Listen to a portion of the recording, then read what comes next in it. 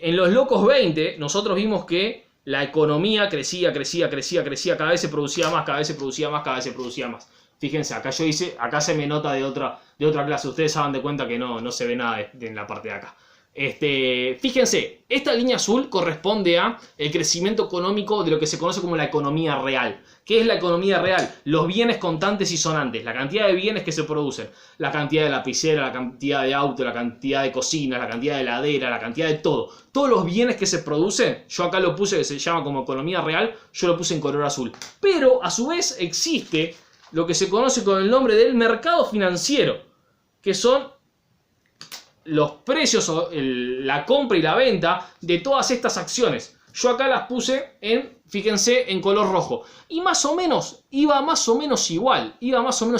¿Por qué? Porque a medida que crecía la economía, la gente especulaba y decía, mirá, si creció un 10%, lo más probable es que el año que viene crezca un 10% también. Entonces siempre crecía. Y como había mayor cantidad de bonos dando vuelta por todo el mundo, por lo menos por todo Estados Unidos, las empresas obtenían muchísimo dinero, ponían más fábricas, se producía más, vendía más y eso hacía que aumente la cantidad de bienes de la economía real.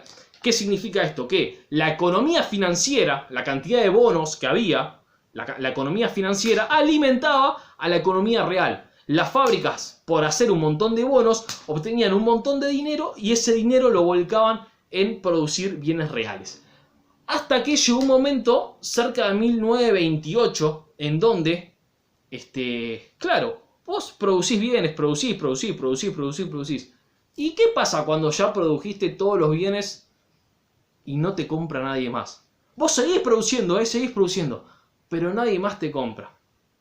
Esto fue lo que pasó a partir de 1928. ¿Por qué? Por varias cuestiones. Fíjense, lo primero que sucedió, y lo plantea en la página del libro que les dejé, es que hubo un estancamiento en la economía de los cereales. Hubo una caída del precio mundial de los cereales, entonces a lo primero que golpeó fue al campo, principalmente de Estados Unidos, en donde la gente, como no iba a tener beneficios, no iba a tener ingresos produciendo en el campo, dejó de producir en el campo. Entonces, esto también se dio por una sobreproducción. En algunos lugares de Estados Unidos se produjo de más, como había tanto alimento que se había producido, los precios cayeron. Entonces, como cayeron los precios, la gente ahí sí dejó de invertir porque total no iba a tener ganancia. Ahora, la cuestión más importante no fue solamente la sobreproducción de alimentos, sino que fue la sobreproducción de los bienes durables.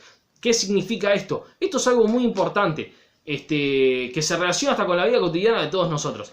Hoy en día, piensen en lo siguiente, piensen cuando ustedes se compran un celular, o sus padres le compran un celular. Ese celular que ustedes se compran, ¿a ustedes les va a durar toda la vida?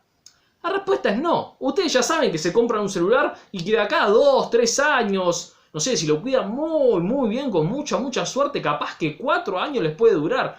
Después ya va a llegar un momento que se le va a romper. No le va a durar para siempre el celular. Bueno, lo mismo con el auto, lo mismo con la tele, lo mismo con la ropa. No, ustedes no se compran, hoy en día no nos compramos las cosas pensando que nos van a durar para siempre. Depende de qué cosa. Yo atrás mío tengo un par de libros que yo sí considero que las voy a tener para siempre. Pero bueno, uno nunca sabe los avatares del destino. Pero bueno, cuando nosotros compramos cosas, no las compramos pensando que las vamos a tener para siempre.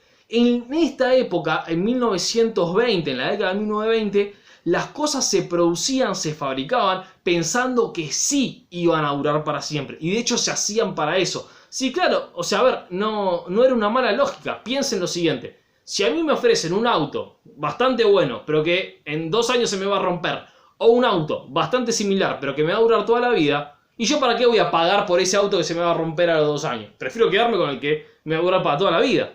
Entonces la gente compraba estas cosas que duraban para toda la vida. Ahora, yo les pregunto lo siguiente. Fíjense ustedes en su casa cuántas heladeras tienen. Por lo general hay una heladera por casa. Algunas personas, no sé, capaz que tienen la cocina, capaz que tendrán un quincho y pueden llegar a tener 2 heladeras como una locura. 3 heladeras. ¿Cuántas heladeras vas a tener en tu casa? Entonces llega un momento cuando todas las personas se compraron una heladera. Todas las personas ya se compraron la segunda heladera. Nadie compraba más heladeras, ¿se entiende? En ese momento de Estados Unidos todavía no existían las heladeras. Pero pasaba esto con absolutamente todos los bienes. Cuando la gente se compró todos los bienes que necesitaba, ya no se compraba más bienes. Cuando vos tenés 72 sacos, no te vas a comprar el saco 73. O cuando vos tenés 72 millones de zapatos, no te vas a comprar el par número 72 millones 1 de zapatos. Y eso fue lo que empezó a suceder con la economía de Estados Unidos.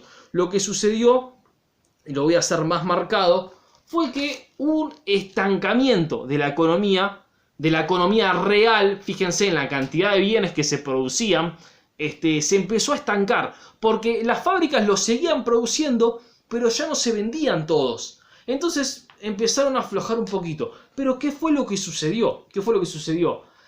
Como todavía no había ningún registro, nunca había pasado en estas magnitudes, las personas que tenían bonos seguían comprando y vendiendo estos bonos, seguían comprando y vendiendo estas acciones, porque pensaban que no, pero esto por este año, el año que viene se recupera, el año que viene sigue siendo todo fenómeno, sigue siendo todo como antes. Entonces los bonos seguían subiendo cada vez más. Y lo que terminó sucediendo fue este desfasaje entre la economía real y la economía financiera, la economía de los bonos.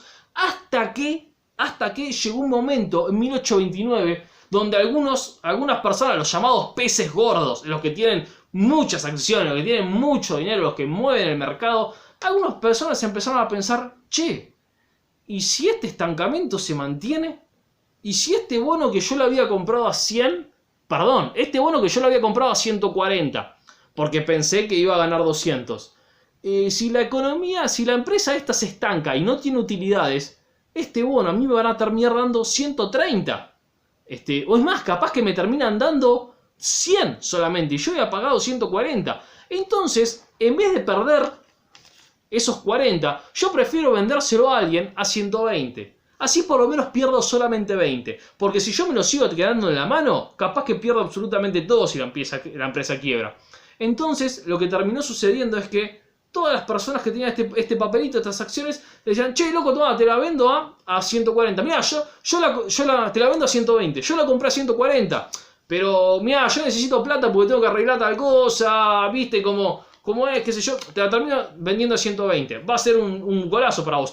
Sí, buenísimo, dale, perfecto, te la compro. Vamos, 120. Seguro que voy a ganar mucho más plata. Y cuando veías, empezaba a analizar que la industria de esta empresa no iba del todo bien. Decía, che, loco, yo la compré a 120 y capaz que me van a dar 100 nada más. Entonces voy a perder 20. Y bueno, trato de venderla a 110. Así en vez de perder 20, por lo menos trato de perder 10 solos.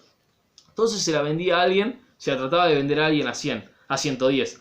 Hasta que llegó un momento en donde absolutamente todos, al mismo tiempo se dieron cuenta de que estos papelitos cada vez iban a valer menos. Que estas acciones, estas empresas cada vez iban a valer menos. Entonces el precio de las acciones empezó a bajar y nadie las quería comprar. Todo el mundo las quería vender.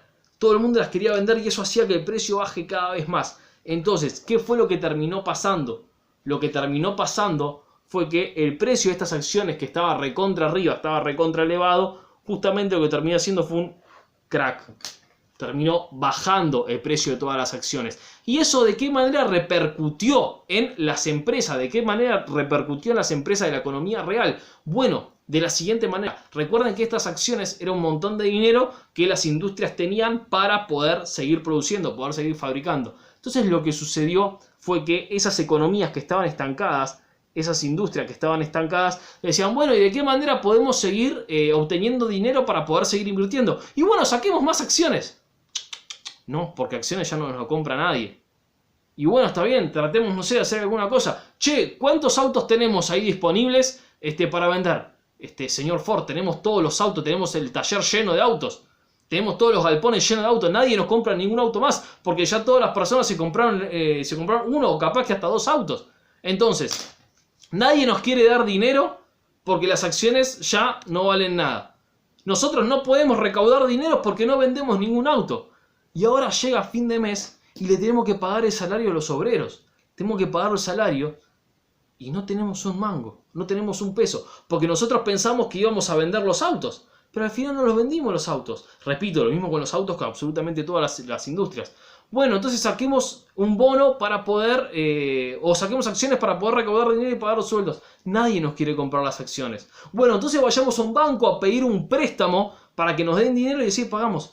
pero cuando vamos al banco nos piden la cantidad de ganancias que va a tener la empresa. Y nosotros, cuando le mostramos, nos dicen, no, no te puedo dar este préstamo porque la empresa no va a tener ganancias y no vas a tener con qué devolverme el dinero. Entonces lo que terminó sucediendo fue que la industria financiera, el sistema financiero, terminó arrastrando a la economía real.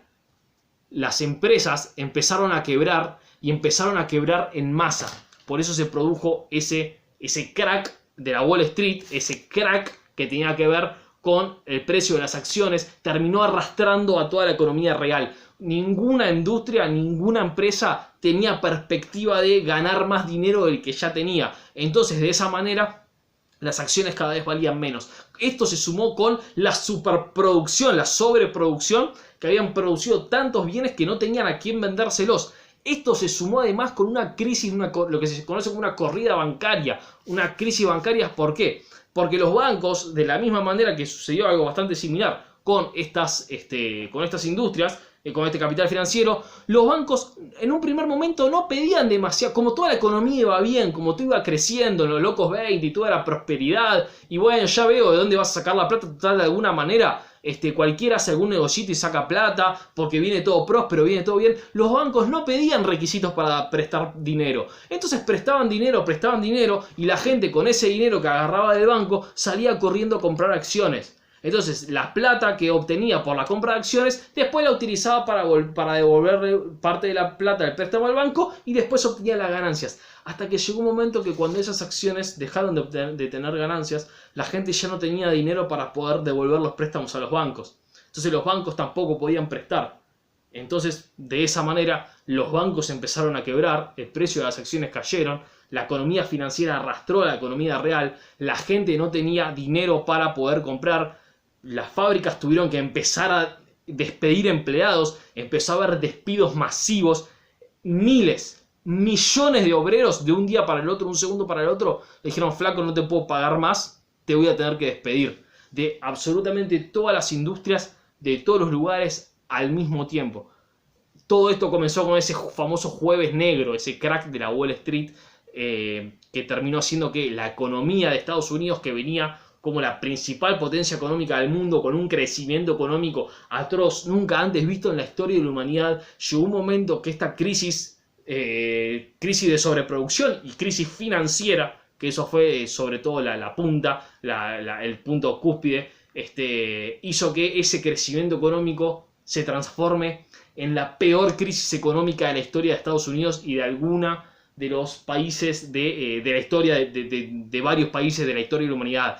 Fue una crisis total, una crisis tremenda, conocida con el nombre de la Gran Depresión. Estados Unidos tuvo una caída económica brutal, atroz, cierre de bancos, cierre de empresas, despidos, todo esto que ya analizamos, inflación al desmadre, lo van a poder leer en las cosas del libro, que a Estados Unidos le costó, o tardó, mejor dicho, no solamente toda la década del 30 para poder salir, sino que la única manera en la que pudo terminar de salir de esta crisis económica fue con el ingreso a la Segunda Guerra Mundial y con la superproducción, la gran cantidad de puestos de empleos que significó la industria bélica, la industria de fabricar tanques, fabricar balas, fabricar armamento, fabricar ropa para el ejército, los alimentos para la venta también a los aliados y todo un montón de cosas que vamos a poder terminar de ver más adelante con lo que resta de este año y también el año que viene.